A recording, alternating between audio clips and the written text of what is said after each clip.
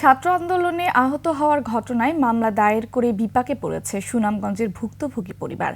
মামলায় আসামিদের তালিকা ও গ্রেফতার নিয়ে চলছে রমরমা বাণিজ্য। বাদীর অভিযোগ, স্থানীয় এক সাংবাদিক ও আওয়ামী লীগ নেতা এ বাণিজ্যের সঙ্গে জড়িত। প্রতিনিধিদের সহায়তায় ডেস্ক রিপোর্ট।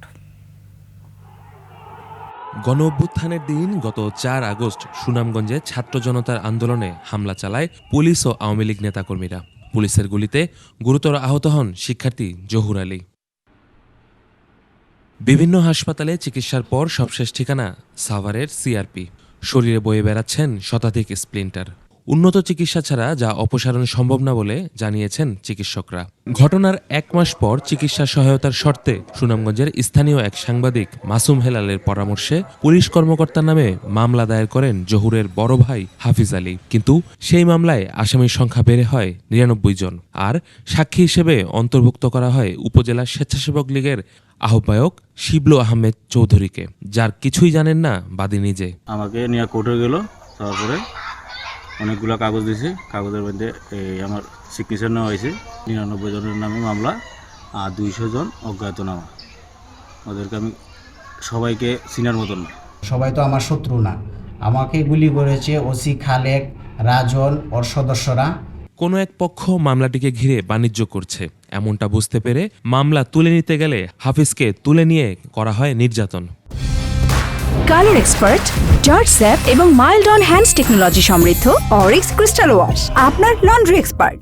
দেখা যায় আমি কোর্টে গেছি, যাওয়ার পরে আমাকে কিছু সন্ত্রাসীরা আমাকে কিডন্যাপ করে নিয়ে গেছে।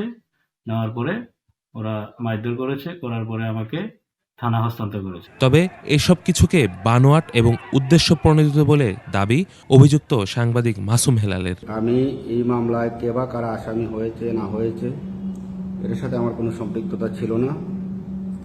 আমি মামলার যে ভিকটিম, মামলার যে বাদী, তাদের অনুরোধে এই মামলায়, যেহেতু আমি ঘটনাস্থলে ছিলাম, এই মামলায় আমি একজন সাক্ষী হয়েছি।